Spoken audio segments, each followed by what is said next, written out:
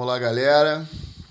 Segundo exemplo aí de função de segundo grau, né? Agora ela é f de x igual a menos x ao quadrado mais 25. Ou seja, o b é 0x aqui, né? Menos a, menos 1 vezes x ao quadrado, mais 0x, mais 25. Por isso que a gente deixa o 0x inibido, uma vez que agora o nosso b é igual a zero. Então a gente tem a menor que zero agora, tá? No primeiro exemplo eu considerei o a maior, uma vez que nunca vai poder ser zero, senão o termo quadrático zero e ela não é do segundo grau, então não pode. Condição de existência dela, sempre o a diferente de zero. Mas o b e o c podem. Mas na primeira eu considerei eles diferentes. Agora eu considerei o a menor que zero e o b igual a zero. E ainda assim estou considerando o c, né, diferente de zero. Tá ok? Bom, então vamos lá. Analogamente ao que a gente já fez no primeiro exemplo. Item 1. Interseção com os eixos. Muito bem. Para saber onde corta x, fazemos y igual a zero.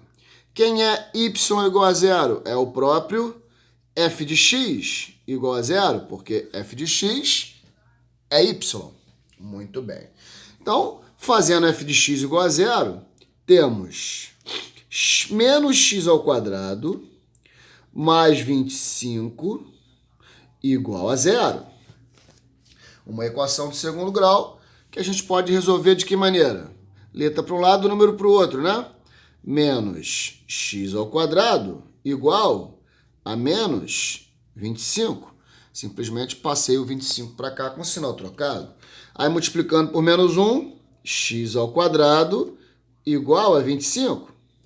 Muito bem, que vai nos levar a crer então que x é igual a mais ou menos a raiz quadrada de 25, logo x' igual a menos 5 e x2' igual a 5. Então já sabemos onde essa função corta o eixo x, por sinal, em 2 pontos. Muito bem. Seguindo passo a passo do primeiro exemplo ainda, onde que ela vai cortar y? Ela corta y quando x for zero. E fazer x igual a zero numa função f de x é fazer f de zero. E calculando f de zero, vai dar quanto? Menos zero ao quadrado, resposta sempre o termo independente. Então a gente já sabe que ela vai cortar x no menos 5 e no mais 5, e que ela vai cortar y no 25. Porque ela sempre corta y no termo independente, no termo que está livre de x, seja a função polinomial que for. Muito bem. E aqui, ó, um outro detalhe importante. Ó. O que as raízes deram? Deram raízes simétricas. Por quê? Porque o b é zero. Então, isso é uma definição que vem lá da equação do segundo grau, né? Muito bem. Qual é o nosso segundo item? Nosso segundo item é o vértice. Uma vez que o nosso segundo item é o vértice, né? A gente pode calculá-lo. Quem é mesmo x do vértice? Menos b sobre 2a. Ué, mas o b não é zero? Ah, então é menos 0 sobre 2 vezes menos 1, que não importa, vai dar zero. Muito bem. E quem é o meu y do vértice? O meu y do vértice, ele é igual a menos delta sobre 4a. Ah, então ele é menos, lembrando delta, b ao quadrado, 0 ao quadrado, menos 4 vezes a, que é menos 1, tá? O a é menos 1, vezes o c, que é 25. Muito bem. Dividido por 4a. Então, dividido por 4 vezes menos 1. Né? Só melhorando aqui. Muito bem. Sem macete de blogueiro. Na marra. 4a, 4 vezes menos 1. Ok? Muito bem. Bom, então ficamos como aqui na brincadeira? Bom, aqui deu 0, ok. Menos 4 vezes 1, 4. Vezes 25, 100. Então, menos 100. Menos 100 dividido por menos 4. Menos dividido por menos dá mais. Então, isso dá mais 25. Ó. Logo, meu vértice ele está no par ordenado 0 em x e 25 em y. Muito bem. Aqui é uma receita de bolo. Começou a fazer lá, quando você fizer o milésimo, você já está esperto. Item 4. Item 4. Item 4 não. Item 3. Antes do 4 vem o 3. Item 3, que é a concavidade. O que a gente vai analisar? Como o A é negativo, agora f de x tem a concavidade para baixo. Um conceito análogo ao que a gente viu no primeiro exemplo, porém agora a boca da bicha vai para baixo e não está mais para cima. Aí agora eu posso sim ir para o meu item 4, e o meu item 4 é o meu gráfico. Não preciso escrever o item, que eu já escrevo já no primeiro exemplo, para a gente otimizar o tempo nos demais. Então, o item que é o gráfico. Então, eu vou fazer aqui o meu eixo Y e vou fazer aqui o meu eixo X. Opa! Muito bem. Ah, quadro branco, que saudade. O eixo X agora, acreditem, tá? É uma reta porque é um eixo. Ok, aqui é a origem. 0, 0. Como é que vai ficar essa parábola minha agora aí? Bom, subentendo ela dessa forma aqui, ó. Sim e assim, com a concavidade voltada para baixo, cortando o Y no 25, que já é o próprio Y do vértice, tudo definido, ó.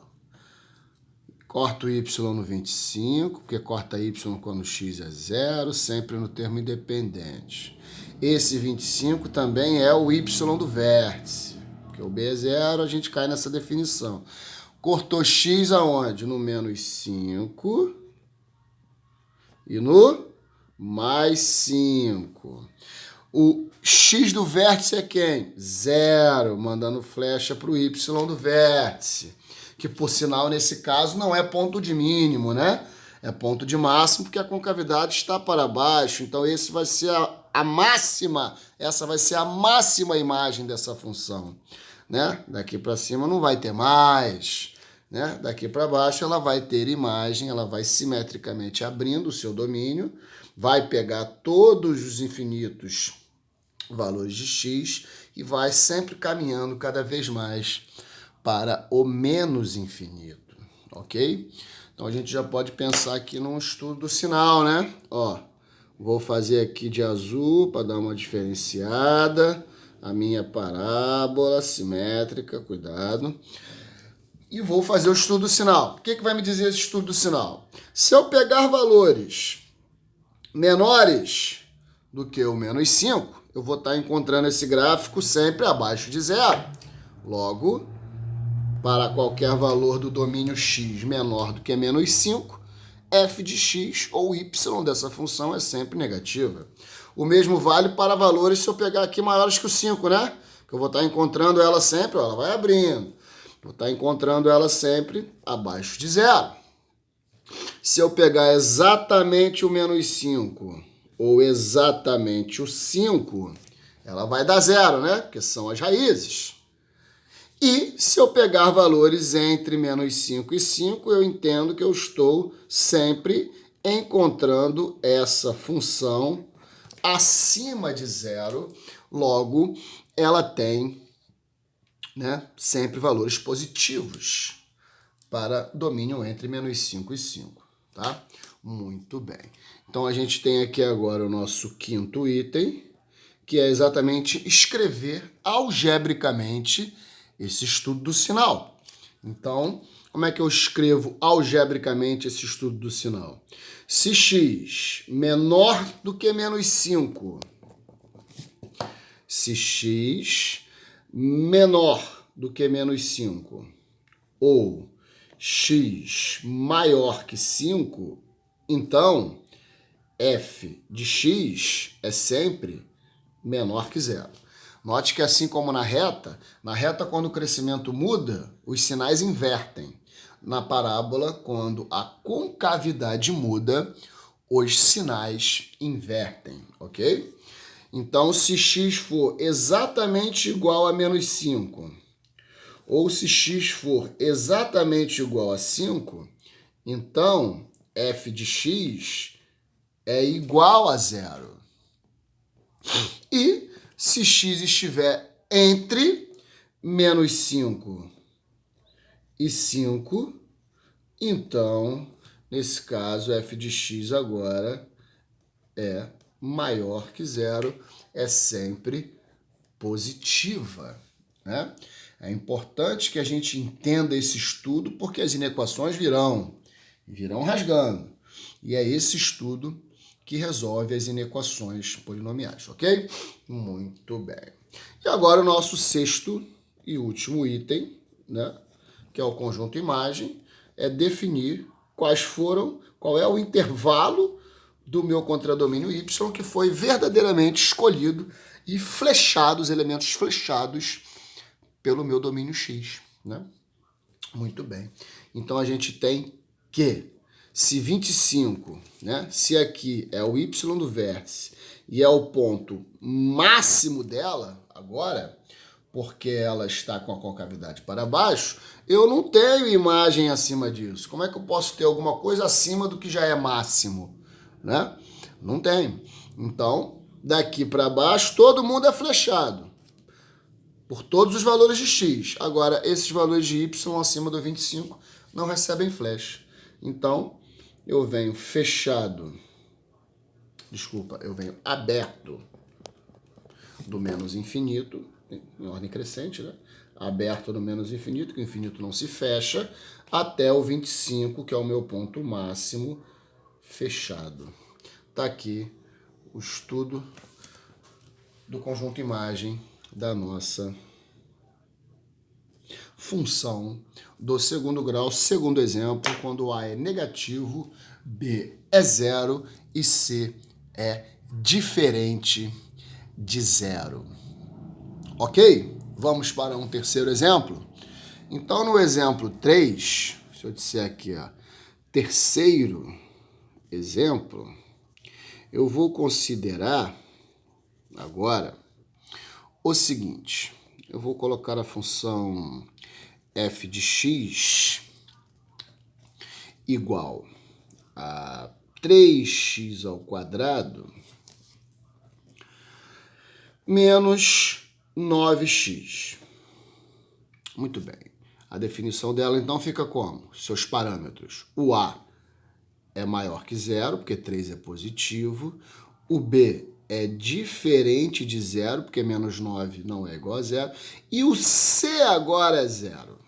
O que acontece, então, quando o C é zero? Vimos que quando o B é zero, as raízes são simétricas, né? O próprio C já é o y do vértice.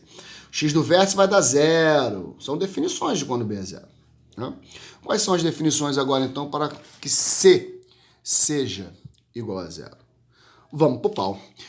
Primeiro item, interseção com os eixos. Onde que corta x? Quando y for zero, faço então f de x igual a zero. Fazer f de x igual a zero é fazer 3x ao quadrado menos 9x igual a zero. Caímos numa equação do segundo grau, do tipo incompleta, né? Assim como a B também era incompleta. Aquelas pegadinhas, né? Só que aqui, o que eu faço? Aqui eu não boto letra para um lado e número para o outro, né? Aqui eu boto 3x em evidência. Se eu colocar 3x em evidência, quem é que sobra dentro do parêntese, dos parênteses? Tirei um 3x daqui, ficou x. Tirei um 3x daqui, ficou menos 3. igual a zero. Se eu distribuir, ó, 3x ao quadrado menos 9x. E aí eu passo a ter o quê? Um produto de dois números, porque x é um número, 3x é número, e x menos 3 é número. Então eu tenho um produto de dois termos dando zero. Quando que isso é possível, né, matematicamente? Se pelo menos um deles for zero. Senão eu não consigo multiplicar dois números para dar zero. Logo, eu vou chegar à conclusão, então, de que 3x igual a zero ou x menos 3 igual a zero. Porque um deles tem que ser zero, então um ou outro, ok? Se 3x igual a zero, eu já cheguei no x' igual a zero, né? 0 dividido por 3. E se x menos 3 igual a zero, eu já cheguei no x duas linhas igual a 3. Só passar o menos 3 para cá, viraram duas equações do primeiro grau, né? Então tá aqui onde a dita cuja corta o eixo x. 2 pontos, porque é do segundo grau.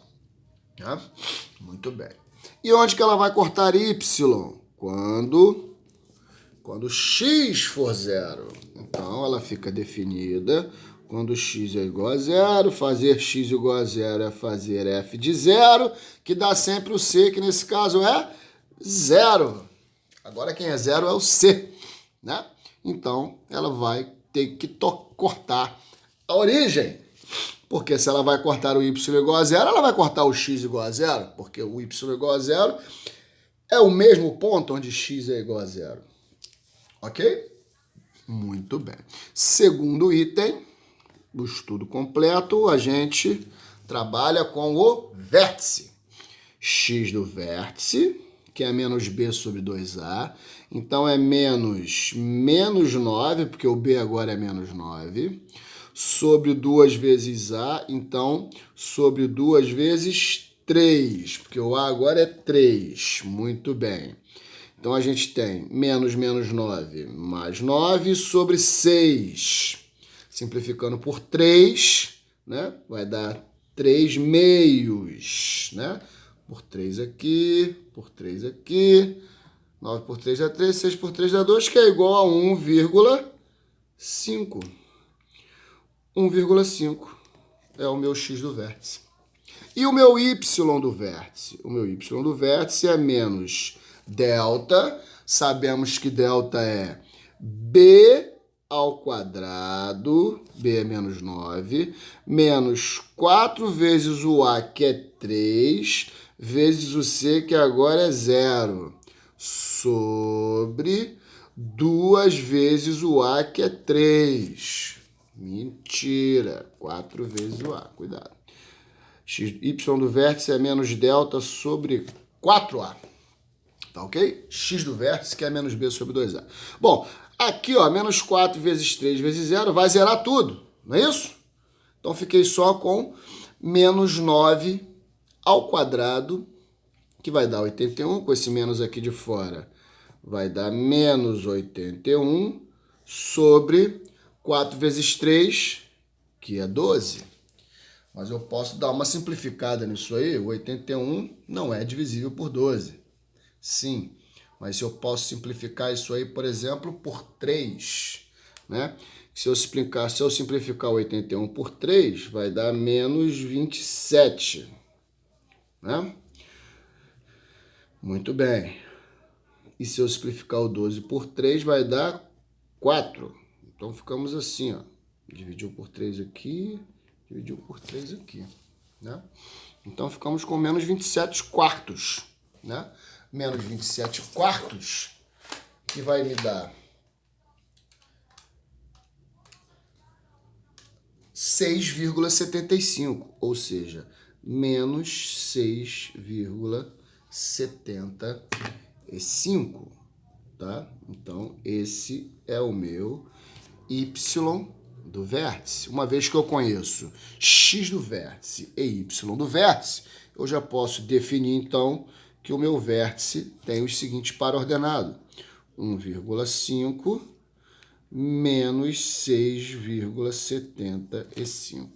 Está aqui, então, o ponto onde vai estar localizado o vértice dessa função, né, do segundo grau. Vamos para o terceiro item. O nosso terceiro item, ele é a concavidade. Como a gente sabe que o A é igual a 3, é positivo. Então, A é maior que zero. Se A é maior que zero, f de x tem a concavidade para cima. Muito bem. Agora podemos ir para o nosso quarto item. O nosso quarto item é o gráfico. Então, eu vou colocar aqui no meu eixo Y.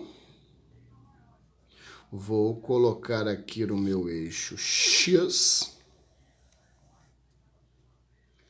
E vamos para a brincadeira. Vamos observar melhor aqui de novo. O que está acontecendo aqui? Terceiro exemplo. Corto o x no 0 e no 3. Corto o y no 0. Né? X do vértice é esse ponto aqui. Então tá. 0 e 3, concavidade para cima. Y do vértice menos 6,75. Então, posso considerar algo em torno disso aqui assim. Assim e assim. Novamente eu peço que não observe a escala. A escala está sendo arbitrada de maneira inexistente. Muito bem. Então, aqui é o x do vértice. Relembrando, né? Aqui é o y do vértice. Né? Aqui é o meu vértice. Aqui é um dos lugares onde ela corta x, que é o 0. Aqui é outro lugar onde ela corta x, que é o 3. Ok? Relembrando, aqui deu 1,5, que é exatamente o ponto médio entre as raízes. E aqui deu menos 6,75, né? Que foi exatamente a conta aqui do nosso y do vértice, menos delta b ao quadrado menos 4ac sobre 4a. Então, menos 4ac deu 0, porque c é 0, menos 9 ao quadrado. 9 ao quadrado, 81, menos 9 ao quadrado, 81. Com esse menos aqui fora, menos 81, dividido por 4a, dividido por 12, ok? Dividiu 81 por 3 deu 27, 12 por 3 deu 4. 27 quartos, menos 27 quartos, menos 6,75. Então, estamos com o nosso esboço definido aqui, ok? E estando com esse esboço definido, o que a gente faz agora? A gente melhora aqui, coloca o nosso gráfico em azul, a nossa paraboleta em azul, essa parábola. Olha a simetria, muito bem. E vamos analisar geometricamente o estudo do sinal, não esquecendo que isso aqui é um eixo de simetria, tá? Essa parábola deve ser simétrica no seu crescimento lateral e para cima. Muito bem. Bom, se eu pegar valores menores que 0, eu vou estar encontrando a parábola sempre acima de 0. Ó. Peguei esse aqui, ó, tá acima. Peguei esse, tá acima. Cada vez que eu pego para cá, ele vai encontrando ela cada vez mais acima. Então, é sinal de que para valores menores do que 0, ela é sempre positiva. Assim sendo, também vale para valores maiores do que 3. Ó. Se eu for escolhendo x aqui, né, eu vou sempre encontrá-la acima de 0. E aqui entre negativa. Né? Já deu para entender um pouco a brincadeira agora, já no terceiro exemplo. Né? Se ela estiver sorrindo, mais, menos, mais. Se ela estiver chorando, menos, mais, menos. Ok? Literalmente é isso. O vídeo vai ficar para vocês assistirem quantas vezes precisarem. Assistam. Esse estudo ele é bem volumoso, bem denso, né? Ele é bem completo. É preciso que a gente saiba cada detalhe. Até porque, como eu já falei no primeiro grau, o exercício não vem pedindo tudo. Mas a cada hora, né, entende-se interpretativamente como parte, né, desse estudo o que cada exercício vai pedir, tá? Bom, agora então eu posso ir para o meu item 5. E o meu item 5, né, é escrever o estudo do sinal, que, torno a dizer, extremamente importante para a resolução das inequações. Muito bem. Então, se x menor do que 0 nesse caso, lembre-se que as raízes é que mudam o sinal, hein? Ou x maior que 3, então f de x é maior que zero. Ou y, né? Se x é exatamente igual a zero, se x é exatamente igual a uma das raízes, ou x é exatamente igual a outra, então f de x é igual a zero, porque as raízes zeram o polinômio. Ou se x está entre 0 e 3, os caras aqui de dentro, né? Se x estiver entre 0 e 3, então f de x, o y, né? As imagens serão sempre negativas. E aqui está escrito algebricamente o estudo do sinal da minha função. E agora o meu sexto item, que é saber qual é o intervalo de elementos flechados nessa função, ou seja, o conjunto imagem, o conjunto dos elementos que receberam flecha do domínio, né? Muito bem. Então, novamente, a gente vai olhar para o vértice. Esse vértice, nesse caso, ele volta a ser ponto mínimo, porque a concavidade é para cima, porque o A é positivo. Então, não posso ter imagem menor do que o que já é mínimo. Logo, a minha imagem vai começar nesse ponto mínimo, né? Então, ela é fechada no y do vértice, que é menos 6,75, já definimos na outra página, e vai até o mais infinito e além, né? Muito bem. O máximo dela está no infinito, logo ela vai do mínimo até o infinito. Ok, senhores? Então fizemos 3 estudos importantes, tá ok? Eu vou colocar algumas observações aqui agora que eu acho interessante, tá? Muito bem. A gente usou o delta basicamente para cálculo do y do vértice, né? Em nenhum caso a gente precisou efetivamente do delta para definir as raízes. Até porque no primeiro exemplo eu usei a regra da soma e do produto. No segundo exemplo, quando o b é zero, é só colocar a letra para um lado e o número para o outro, vai dar mais ou menos uma raiz. E o terceiro exemplo, que o c é zero, a gente pode colocar o termo x em evidência, né? E usar ali o truquezinho para poder definir as raízes também sem precisar do delta, tá? Mas esse delta tem uma importância absurda, né? Apesar de ser simples de calcular, né? Acho que agora o mais importante é tentar entender o que ele faz de movimento na função. Então, eu posso ter o meu delta, eu vou botar aqui, ó, observação. Tá? Eu posso ter o meu delta, como em todos os casos que aqui ocorreu, maior que zero. Toda vez que eu tiver um delta maior que zero, eu sei que lá da definição de equação do segundo grau, eu tenho um x' diferente do x duas linhas, que foi o que a gente encontrou nos 3 exemplos que a gente fez, e ambos reais, que foi o que a gente encontrou também nos 3 exemplos que a gente fez. Sendo assim, o gráfico da minha função, ele vai ficar com essa feição aqui, ó, vamos dizer assim, cortando aqui e aqui, se o A for maior que zero, ou ele vai ter uma feição, por exemplo, tá? Que são só exemplos, assim, para cá e para cá, cortando x' e x duas linhas, mas com a concavidade para baixo, logo, se o A for menor do que zero. Aí o estudo do sinal dele fica mais, menos, mais, menos, mais, menos. Ok? Muito bem.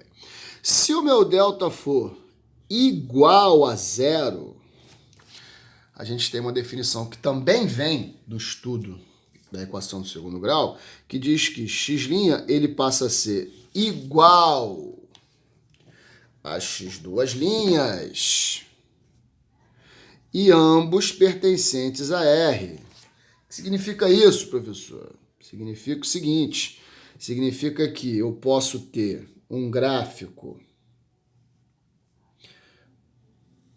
da função do segundo grau desse jeito aqui, ó, tá vendo? O vértice fica sobre o eixo x, porque o x' se igualou com x duas linhas aqui, ó. X' igual a x duas linhas. Então, ela é zero nesse valor, né? Porque nas raízes ela é sempre zero. E fora isso, ela não consegue ser negativa se o meu A for maior que zero, porque ela vai estar com a concavidade para cima. Ou ainda, eu vou ter uma situação, talvez, desse tipo aqui, onde aqui está x' igual a x duas linhas, e que agora, como o A vai ser menor que zero, ela vai ser negativa para todo e qualquer valor diferente dessa raiz, porque para a raiz ela é sempre zero. Ainda assim, temos a situação do delta ser menor do que zero, que a gente não viu aqui. Né?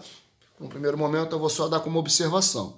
À medida que os exercícios exigirem, a gente trabalha isso melhor. Porque é o que eu já vinha dizendo. O volume de conteúdo é alto.